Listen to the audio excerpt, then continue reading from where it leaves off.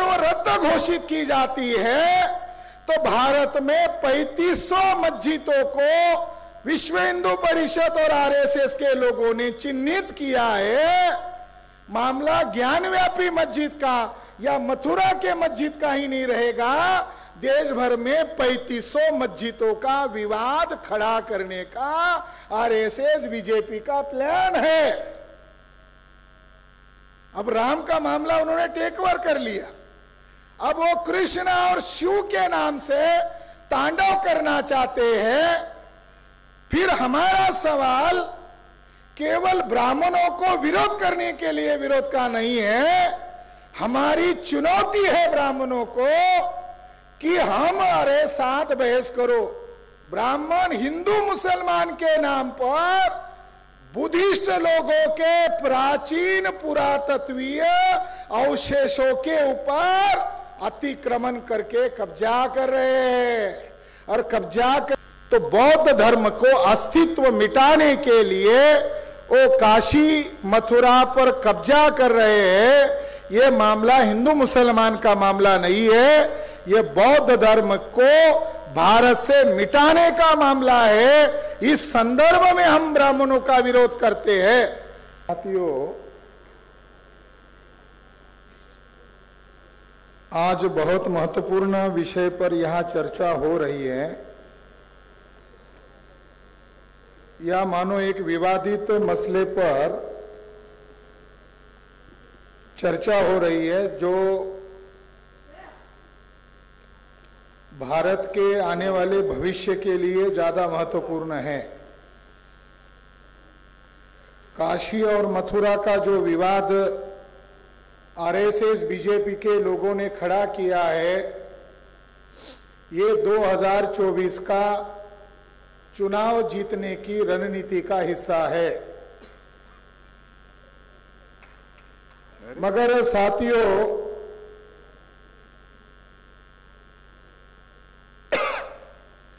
अयोध्या मसले पर जस्टिस गोगोई ने जो जजमेंट दिया 1250 पेज का, और उसमें जस्टिस गोगोई को आरएसएस बीजेपी के लोगों ने मैनेज किया, मान लो ब्लैकमेल किया, और ब्लैकमेल करके एक महिला का हवाला देके इंक्वायरी करा के वो फैसला उन्होंने अपने समर्थन में ले लिया।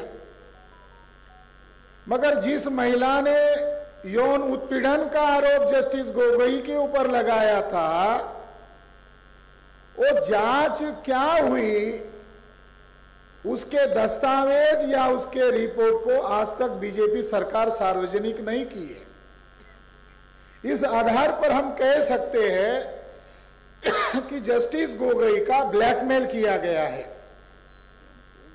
और बदले में उनको राज्यसभा की सीट दी गई है।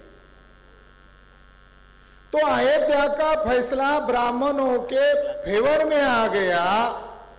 इस आधार पर ब्राह्मण का हौसला बढ़ गया और उनको अब लगता है कि अयोध्या पर हमने कब्जा कर लिया है, तो अब हम काशी और मथुरा पर भी इसी तरीके से कब्जा कर सकते हैं।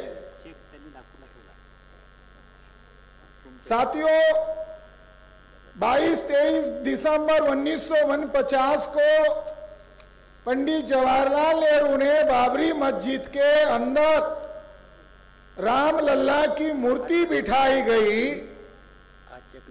जब इलाहाबाद हाई कोर्ट में डिबेट चल रहा था, तो गृह मंत्रालय उत्तर प्रदेश और गृह मंत्रालय भारत सरकार, इनके बीच में कोई वार्तालाप हुआ है क्या? क्योंकि मस्जिद के अंदर राम की मूर्ति रख देना, इससे state government of Uttar Pradesh और केंद्र सरकार के अंदर कोई पत्राचार हुआ है क्या? ऐसा सवाल इलाहाबाद हाई कोर्ट के अंदर खड़ा किया गया। तो जस्टिस महोदय ने भारत सरकार गृह मंत्रालय या पंडित जवाहरलाल नेहरू और उत्तर प्रदेश सरकार के बीच में कोई पत्राचार हुआ है क्या, इसका सवाल पूछा तो जवाब दिया गया हाँ हुआ था। फिर इलाहाबाद जज ने कहा कि उसकी फाइल को लाया जाए, तब जवाब दिया गया ढूंढते हैं। उत्तर प्रदेश सरकार को 1949 और 50 के बीच में जो पत्राचार हुआ वो फाइल ढूंढने को कहा गया। लिखित में उत्तर प्रदेश सरकार ने इलाहाबाद हाई कोर्ट में जवाब दिया, वही फाइल गायब है। यानी चोरों ने दूसरे चोरों को बचा लिया। वो दस्तावेज अगर सामने आते तो पंडित जवाहरलाल नेहरू बेनकाब हो जाते। वो क्यों किया, उसको बचाव कैसे किया। और अभी जो उन्होंने फैसला दिया वो आस्था के आधार पर दिया। मैं बार बार एडवोकेट जफरयाब जिलानी साहब के संपर्क में रहा, जो मुसलमानों का पक्ष रख रहे थे। वो लखनऊ में रहते हैं। मेरा उनसे मिलने का एक तात्पर्य यह था कि जो लंबी बहस चल रही है मुसलमान और आरएसएस के लोग, हमें भी वो जानना था कि वो 2002 और 2003 में अयोध्या में उत्खनन किया गया, तो रिपोर्ट कहां है। तो उस रिपोर्ट को अब तक भारत सरकार ने या भारतीय पुरातत्व विभाग ने सार्वजनिक नहीं किया था। वो एएसआई की रिपोर्ट को हमें देखना था। और जफरयाब जिलानी साहब को मिलने के बाद जो एएसआई को ऑर्डर दिया था इलाहाबाद हाई कोर्ट ने, उस रिपोर्ट को मैंने पढ़ लिया। और उस रिपोर्ट में स्पष्ट रूप से लिखा हुआ है जो विवादित जगह है वो विवादित जगह के नीचे एएसआई ने उत्खनन किया, तो उसके नीचे जो श्राइन मिला, जो चैत्य मिला, वो गढ़वाल घराने की जो महारानी है कुमार देवी के द्वारा बनाया गया स्तूप का संरचना मिला। मगर साथियों, रिपोर्ट कह रहा है कि उसके नीचे बौद्ध स्तूप के अवशेष है। जब इलाहाबाद हाईकोर्ट में डिबेट शुरू हुआ तो ब्राह्मण लोगों ने उसी मुद्दे पर, ब्राह्मणों के वकील ने उसी मुद्दे पर कहा कि यहां जो मिला हुआ है, ये जो श्राइन रिपोर्ट में जो बताया जा रहा है, ये श्राइन है, ये शिवलिंग लगता है। केस काय की चल रही थी, शिवलिंग की चल रही थी कि राम की जन्म की चल रही थी। चर्चा कोर्ट में जब आर्कोलॉजिकल एविडेंस आ गया तो ब्राह्मणों ने कहा ये जो श्राइन गोलाकार संरचना है ये शिवलिंग लग रहा है। तब मुस्लिम पक्षकार के जो वकील थे एडवोकेट जफरयाब जिलानी साहब ने कोर्ट में जवाब देते हुए कहा हम आपत्ति लेते हैं, ये शिवलिंग नहीं है, ये बौद्ध स्तूप की संरचना है। ये कोट किया गया है सुप्रीम कोर्ट के जजमेंट में। तो जज साहब ने जज रहना चाहिए था, तो जज साहब ने उस समय कमेंट्री करते हुए कहा चलो आप कुछ नहीं मान रहे थे, इसके नीचे कुछ नहीं था, मस्जिद ही बनाया, खाली जगह पर बनाया, चलो आज तो मान रहे हैं उसके नीचे कुछ तो भी है, मगर आपको तय करने का यह अधिकार नहीं है। ऐसा कहकर जफरयाब जिलानी साहब ने उनकी बात को नकारने के लिए बौद्ध स्तूप का संरचना है, इस बात को जज साहब ने चर्चा के लिए बंद कर दिया। साथियों, मुस्लिम पक्षकारों को यह मालूम था कि मस्जिद की संरचना बाद की है मगर उसके नीचे बौद्ध स्तूप के अवशेष है, ये बात जफरयाब जिलानी साहब के वक्तव्य से पता चला।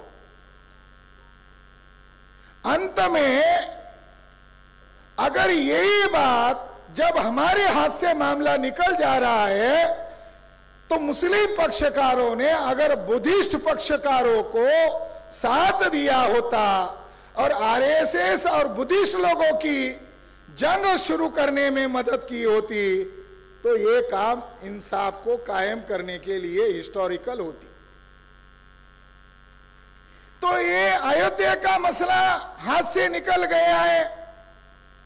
अब काशी मथुरा का मसला आगे आ गया है और आरएसएस और बीजेपी के लोग 2024 का चुनाव, 2019 का चुनाव राम के नाम से जीता, किया ईवीएम घोटाला, मगर प्रोपेगेंडा कर रहे हैं कि राम की नाम से सत्ता हमको मिली है।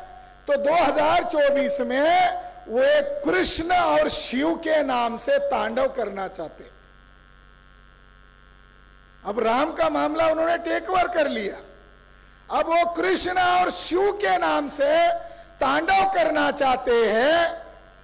फिर हमारा सवाल केवल ब्राह्मणों को विरोध करने के लिए विरोध का नहीं है, हमारी चुनौती है ब्राह्मणों को कि हमारे साथ बहस करो।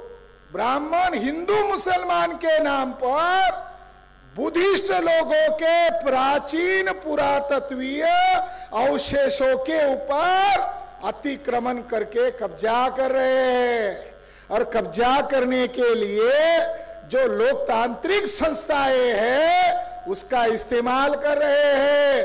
अयोध्या में जो डिबेट हुआ, उस डिबेट में जस्टिस बोबड़े ने एएसआई के द्वारा अयोध्या में जो उत्खनन किया गया, उस संदर्भ में मीनाक्षी अरोड़ा नामक व्यक्ति को, महिला को एएसआई की रिपोर्ट पर सवाल पूछा, तब ये बातें कुछ सामने आ गई। वो बातें मीडिया ने नहीं दिखाई। वो लोग जो मंदिर का दावा कर रहे हैं, वो लोग 2002 और 2003 में भारतीय पुरातत्व विभाग ने जो अयोध्या में उत्खनन किया, अयोध्या के फैसला होने के पहले वो उस रिपोर्ट को भी डिनाई कर रहे हैं, क्योंकि 2002 और 2003 का मनी और मांझी का जो रिपोर्ट है, ये मंदिर को रिजेक्ट करता है, नीचे बौद्ध अवशेष है, इसको मान्यता देता है। अब फिर से बनारस का जो लोकल कोर्ट है, उसके द्वारा ज्ञानव्यापी मस्जिद को आधार बनाकर वहां विवाद किया गया और आरएसएस के, बीजेपी के फेवर में फैसला दिया, और बीजेपी गवर्नमेंट ने बाबरी मस्जिद गिराने के बाद जो केंद्र सरकार ने गिराई, कांग्रेस के लोगों ने आरएसएस और बीजेपी को मदद करके गिराई, और विवाद पर पर्दा डालने के लिए, मुसलमानों का विद्रोह शांत करने के लिए केंद्र सरकार ने अधिसूचना जारी की थी बाबरी मस्जिद गिराने के बाद इन पार्लियामेंट के अंदर, कि बाबरी मस्जिद की विवादित जगह 1.75 एकड़ एरिया को छोड़कर बाकी विवादित जगह को जैसे थे रखकर, वो जिसके हवाले है जैसे थे वैसे ही रखेंगे, और कोर्ट का मामला केवल एक ही जगह का करेंगे। अब मुसलमानों के लिए बड़ा खतरा हो गया है। बीजेपी गवर्नमेंट वो जो अधिसूचना जारी की थी उसको रद्द घोषित करना चाहते हैं। अगर वो रद्द घोषित की जाती है तो भारत में 3500 मस्जिदों को विश्व हिंदू परिषद और आरएसएस के लोगों ने चिन्हित किया है। मामला ज्ञानव्यापी मस्जिद का या मथुरा के मस्जिद का ही नहीं रहेगा, देश भर में 3500 मस्जिदों का विवाद खड़ा करने का आरएसएस बीजेपी का प्लान है। इसलिए हम इस मामले में ज्यादा गंभीर है। और हमारा पक्ष भावनिक नहीं है, हमारा पक्ष साइंटिफिक है और हमारा पक्ष आर्कियोलॉजी के बेस पर है। साथियों, मथुरा में क्या है, जरा फोटोग्राफी देखते हैं। पहला सेंसस किया प्रिंसेप साहब ने 1881 में, बनारस में सेंसस किया, उसके फोटोग्राफ अवेलेबल है। 4वीं शताब्दी, जरा पीछे जा, पीछे की फोटोग्राफी। 2 ऐसे महान व्यक्ति है जिनका एहसान हम, हमारी आपकी नस्ल और आने वाली नस्ल कभी नहीं भूलेंगे। वो 2 महान व्यक्ति है, फाहियान और ह्वेनसांग। इन्होंने जो भारत देखा उसको लिख के रखा और वो चाइना चले गए। सर मेजर जनरल कनिंघम ने ह्वेनसांग और फाहियान का प्रवास वर्णन को पढ़कर ऐसा कहा जाता है कि सर मेजर जनरल कनिंघम एक झोली में ह्वेनसांग और फाहियान को रखकर घूमते थे इधर उत्तर प्रदेश बिहार में, और बुद्धा के अशोका के उस स्थलों को ढूंढते थे। ह्वेनसांग और फाहियान ने जो वर्णन किया, इसके आधार पर ही प्राचीन भारत की खोज की गई। हम उनके एहसान हैं। साथियों, फाहियान क्या कहते हैं, मथुरा में क्या था जिसको कनिंघम ने मान्यता दे दिया। फाहियान कहते हैं मथुरा में 3500 भिक्षु निवास करते थे, 20 संगाराम थे, और मथुरा इसीलिए महत्वपूर्ण स्थल था क्योंकि वहां पर तथागत भगवान गौतम बुद्ध के अस्थि कलश पर बड़ा स्तूप बनाया था। उसके साथ साथ बुद्ध का जो सहचारी था, जिंदगी भर बुद्ध के साथ घुमा, जिसको बुद्ध की सारी बातें पता थी, ऐसे 2 व्यक्ति थे। एक भिक्षु आनंद थे और दूसरे उपाली थे। भिक्षु आनंद और उपाली का स्तूप मथुरा में है। तो उन्होंने देखा। साथियों, सम्राट अशोक का जो गुरु है, गुरु उपगुप्त, उसका स्तूप भी मथुरा में है, और वह बड़े पैमाने पर बौद्ध स्तूप नजर आए। साथियों, मेजर जनरल कनिंघम महोदय ने 1857 का विवाद हुआ, और यह विवाद करने के लिए बाजीराव पेशवा का दत्तक पुत्र नाना पेशवा जिम्मेदार था। ब्राह्मण लोगों के लिए धर्म एक खिलौना है, बहुजन लोगों का खून बहाने के लिए।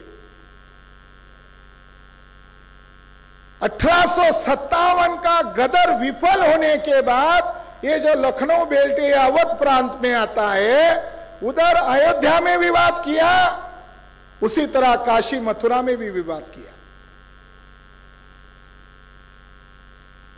मैं एक ब्राह्मण लेखक की कल किताब पढ़ रहा था, तो उसमें मुझे एक जानकारी मिली।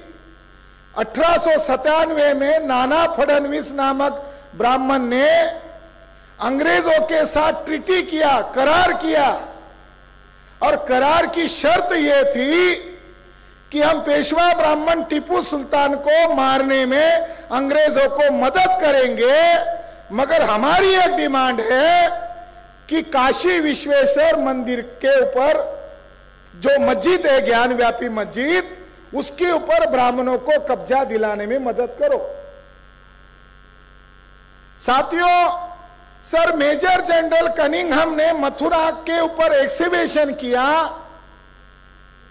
और एक्सिबिशन में यह सिद्ध किया कि मथुरा में जो मंदिर और मस्जिद का विवाद की जगह है, उसके नीचे जब हमने उत्खनन किया तो उसके नीचे हमें बौद्ध अवशेष मिले हैं।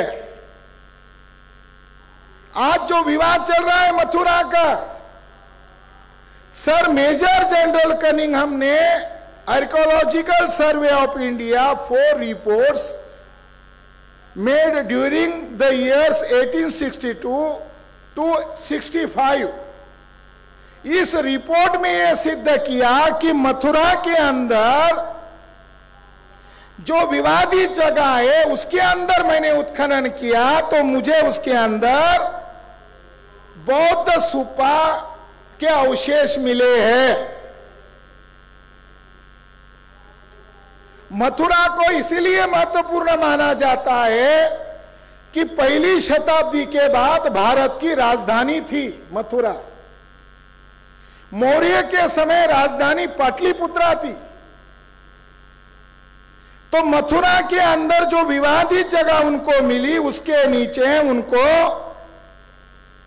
महत्वपूर्ण स्थान मिले और वहां पर उन्हें कई स्तूप मिले। मथुरा के दक्षिण में 7 टीले हैं और उसके नीचे 7 स्तूपा है और वो 7 बुद्ध के महत्वपूर्ण अनुयायियों के टीले हैं। साथियों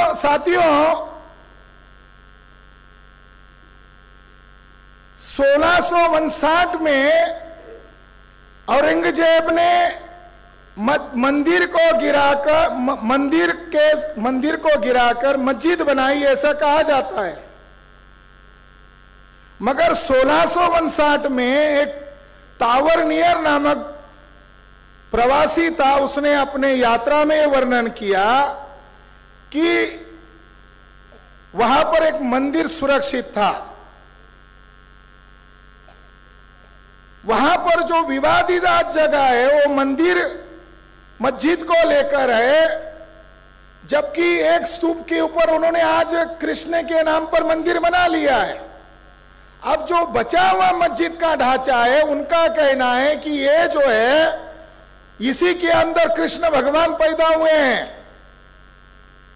वो जो मंदिर है उसका उन्होंने खोज किया तो पता चला कि उस मंदिर को केशव राय का मंदिर कहा जाता है, जो राजा जगदेव ने उसे बनाया था।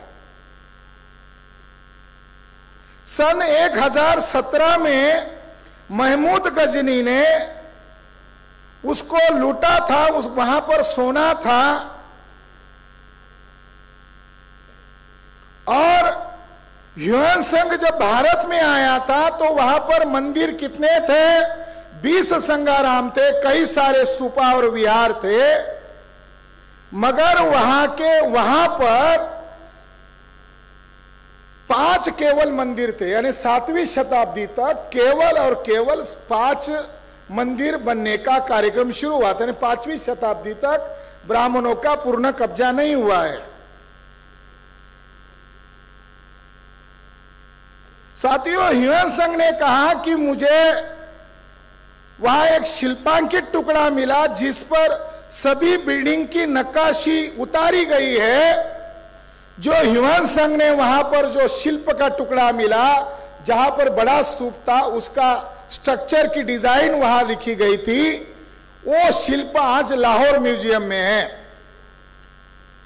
और वहां पर जो मिला उस पर उन्होंने लिखा है कि वहां पर मुझे महामाया की प्रतिमा मिली है और वहां पर एक मूर्ति मिला है और मूर्ति के नीचे शिलालेख लिखा है और शिलालेख के ऊपर तारीख का जिक्र है, संवत 281। जनरल कनिंघम का कहना है अगर किसी को कोई आपत्ति है तो पहले मेजर जनरल कनिंघम के द्वारा, यानी भारतीय पुरातत्व विभाग के द्वारा, ये जो आज विवादित स्थल कहे जा रहे हैं इसके नीचे बौद्ध स्थल है, ये 1865 में ही घोषित कर दिए गए।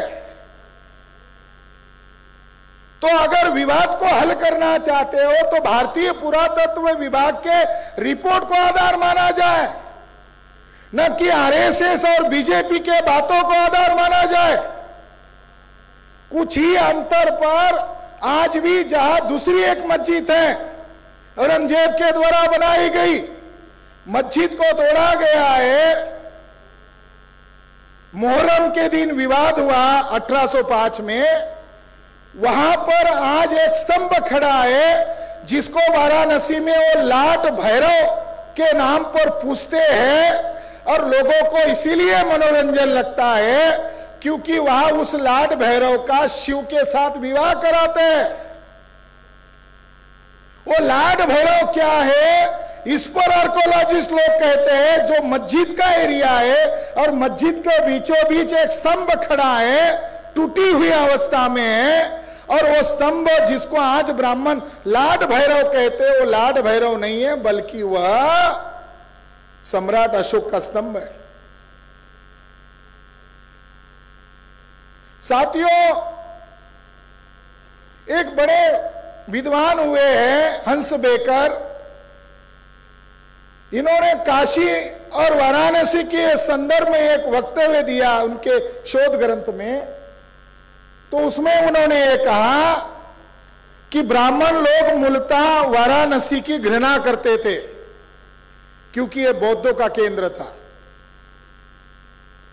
तो मैं इस मौके पर यही कहना चाहता हूं कि ब्राह्मण लोग अगर वाराणसी की घृणा करते थे तो ब्राह्मण लोग आज वाराणसी पर कब्जा क्यों करना चाहते हैं? क्योंकि बुद्धा ने धम्म चक्र प्रवर्तन वाराणसी में ही किया है। तो बौद्ध धर्म को अस्तित्व मिटाने के लिए वो काशी मथुरा पर कब्जा कर रहे हैं। ये मामला हिंदू मुसलमान का मामला नहीं है, ये बौद्ध धर्म को भारत से मिटाने का मामला है। इस संदर्भ में हम ब्राह्मणों का विरोध करते हैं। मुझे यहां कम समय होने के कारण मैं यही अपील करता हूं कि हमने इस पर पूरा संशोधन कर लिया गया है और हम संभवतः ये है कि हम सुप्रीम कोर्ट में पार्टी बनेंगे। हम बुद्धिस्टों की तरफ से काशी, वाराणसी, मथुरा ये मूलतः बौद्ध स्थल है, इसको आधार बनाकर हम सुप्रीम कोर्ट जाएंगे और ब्राह्मणों के मुंह पर सबूत मारकर सिद्ध करेंगे ये बौद्ध स्थल है। और फरवरी एंड तक या मार्च तक काशी मथुरा किसकी, ब्राह्मणों की या बौद्धों की, यह पुरातात्विक सबूतों के आधार पर मैं ग्रंथ लिख रहा हूं और ब्राह्मणों को चुनौती के साथ सिद्ध कर रहा हूं, वो बौद्ध स्थल ही थे। धन्यवाद। बहुजन विचारधारा को घर घर तक पहुंचाने के लिए हमारे YouTube चैनल को सब्सक्राइब करें, लाइक करें, कमेंट करें, शेयर करें और बेल आइकन की घंटी दबाना ना भूलें।